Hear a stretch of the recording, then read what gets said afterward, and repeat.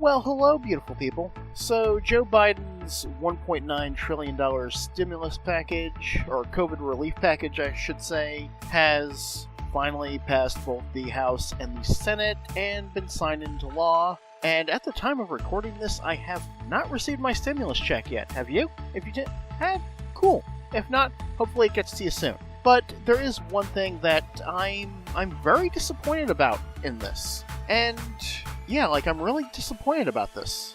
I had another thought there and it ran away. Maybe it'll come back. But what I want to talk about here is the $15 minimum wage increase. I am greatly disappointed that well, I'm not even sure if I could say, I'm interrupting myself right now. I'm not even sure if I could really honestly say I'm disappointed because I didn't, out of all the things in that bill, that was the thing that I'm like, this ain't gonna happen. I had a feeling, I was hoping it would pass through. I was hoping that the Democrats would put some things in place in the Senate to push this through, but it didn't happen, and I want to vent a little bit about that. I want to talk a bit about it. And if you're down in my comments section and you're trying to be my life coach and telling me things like pull yourself up by your bootstraps or get a job or get out of your mom's basement, well, let me know. Let me tell you where I'm coming from. I have a job. I'm a welder. I actually taught myself how to weld in my garage with a welder that I bought off of Craigslist because I could not afford to go to trade school. I make more than $15 an hour. I'm damn good at what I do. This isn't about me.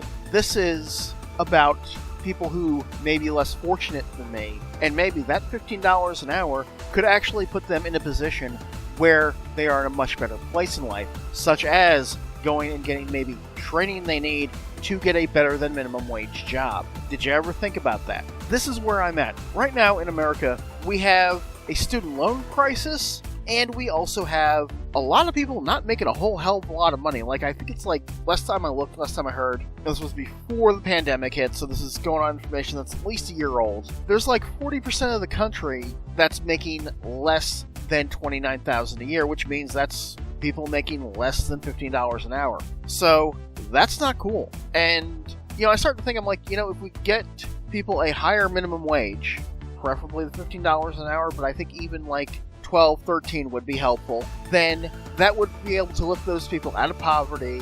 Those people might even be able to get training, get education, get to a better position in life. Not only that, they would be spending more money, they would be buying things. This in turn would be putting more people to work. This would actually be helping the economy rather than everybody, or a considerable number of people at least, being poor. That's where I'm getting at with this. That minimum wage increase would help a lot of people. And for those of you who are saying things like, oh, people need to learn trades and all, okay, look, I've worked in the trades. I've worked in a mechanic shop and I've worked in a welding shop. I currently work in a welding shop. Even starting jobs in those trades, I know from personal experience, don't pay all that well. In fact, a couple of years ago, when I got the job I currently have, I started out as a temp.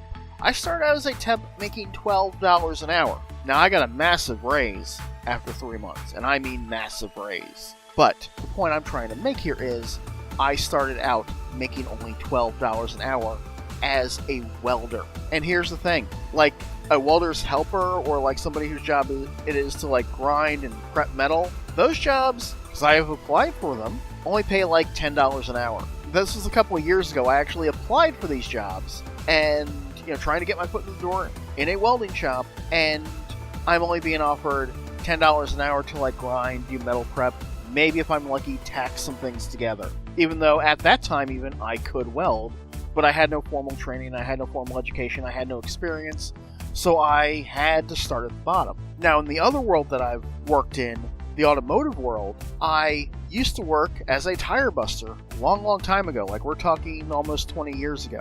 I left that kind of work about 15-ish years ago, and when I first got this job at the welding shop that I'm currently working at, back when I was only making $12 an hour as a temp, I did go to an automotive shop that I used to work in that was actually part of a large national chain, which was probably why they were paying as low as they were paying. But I went there looking for either a part-time job, or even I would take something full-time if it paid better than where I was at, because I really needed to be making more money. The best this place could offer me was to start me as a tire buster at $10 an hour. Here's the thing. 15 years ago, or 15 years prior, I should say, because now it's more like 17, 18 years ago. 15 years prior, when I left that shop, when I left that very same shop, I was making $12 an hour. I even pointed that out to the person I was interviewing with when I left here years ago. I was making $12 an hour. And what I also pointed out to him is the Target around the corner from the shop. I could go stock shelves there and make $14 an hour. Why are you paying your tire busters $10? And he tried to pull some, well, you get experience here bullshit. And it truly is bullshit. A tire buster is not a mechanic. A tire buster will never get looked at least not by people in the automotive industry, in the mechanic industry, as a mechanic. Same goes for lube technicians. You know, the guys whose sole job is to change your oil. Lube technicians are not mechanics. They don't get looked at as mechanics. It's like looking at somebody who flips burgers at McDonald's or Burger King trying to call himself a gourmet chef. Not the case. And I'm not picking on anybody who holds any of the jobs I just mentioned. It's just, it's how things are looked at in the industry. If somebody's only been a tire buster, and let's say they don't have any, it's one thing if they've got some formal education, then maybe somebody will give them a shot. But usually, and this guy even that I interviewed with at the automotive shop that I was trying to get at least a part-time job at, because like I said, I really need to be making more money. His whole thing was that he wouldn't hire anybody for anything more than a tire buster position unless they came walking in the door with multiple certifications, a full set of tools, and years of experience. So this is where other problems come into play with getting back to the minimum wage being as low as it currently is and people getting paid as low as they currently do. Some businesses, yes, have stepped up. And they said, all right, we're going to start our people at 14. We're going to start our people at 15. Hey, that's great. That's wonderful. I love that they do that. But other places haven't caught up. And the funny thing is, these are trade jobs that haven't caught up. Like I said, tire busters in my area only make $10 an hour. Welders helpers was basically a welder's helper or a machine shop helper. Again, only making $10, $11 an hour. That's bullshit. That is honest to goodness bullshit. And that's just in trade jobs. I've also, I used to do tech support. Many, many years ago, I used to do tech support, and I actually used to get paid $15 an hour to do it. We're talking 20-odd years ago. Those jobs all went away. That's why I went from doing tech support to being a tire buster. Literally, that's what happened. The point I'm trying to make here is, what I'm getting at here is that $15 minimum wage increase, which would have been spread out over several years. It wasn't going to be overnight they were going to flip a switch and everybody's making $15 an hour. I think it was going to go up to like 10 or 11 and then every year increase $1. That would have been fine. That would have been wonderful. And even that would have helped a lot of people out. This isn't about me. Like I said, I make more than $15 an hour, and I'm not even sure if once that minimum wage hit $15 an hour, if I could use it as an argument for me to make more. And I will even bring this back to what I currently do, welding. I can't tell you how many welding jobs, actual fucking welding jobs, I've applied for, and they only pay $12, $13, maybe $14 an hour. Usually, if you're making more than that, at least where I live, again, where I live, because where you live somewhere else in the country might be paying more than that. Probably is, because where I live, they tend not to pay very well, even though cost of living's kind of high here, housing's kind of expensive here, but nobody wants to pay anybody any decent amount of money. I get paid pretty good right now, but if I were to leave where I'm at, I don't even know if I would be making what I'm making. You know, I might have to use that $15 minimum wage as an argument, or use even, hey, Target I think now is paying their people $15, and Costco I think is paying their people $15 an hour. And more companies need to step up and do that. If the government isn't going to do that, I'm all for that. I'm all for businesses doing things without government forcing them to do it. That's great. That's wonderful.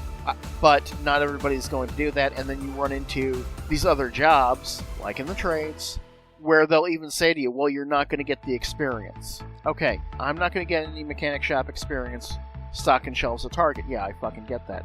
How much experience am I really going to get changing tires and changing oil all fucking day? I'm not. I've played that game. I've been there. I've done that. I did that when I was a lot younger. Okay? If somebody's job in that automotive shop is to change oil and swap out tires, there's no way in hell the service manager is going to say to him, hey, why don't you do this brake job? Hey, why don't you change this head gasket? It's not going to happen. It's never going to happen. They're going to get the certified mechanic to do that. It is what it is.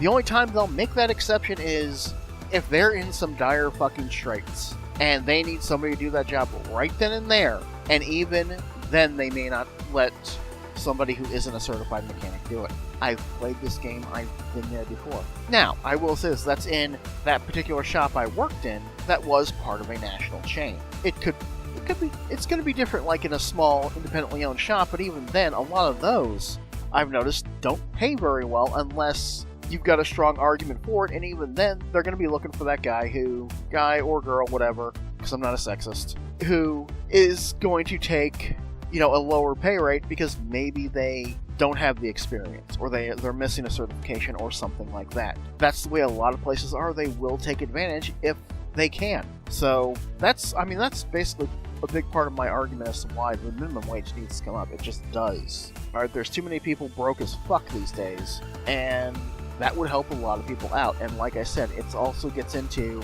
putting people in a position where they can get training, where they can get education, where they can work and go to school and be able to do that and support themselves.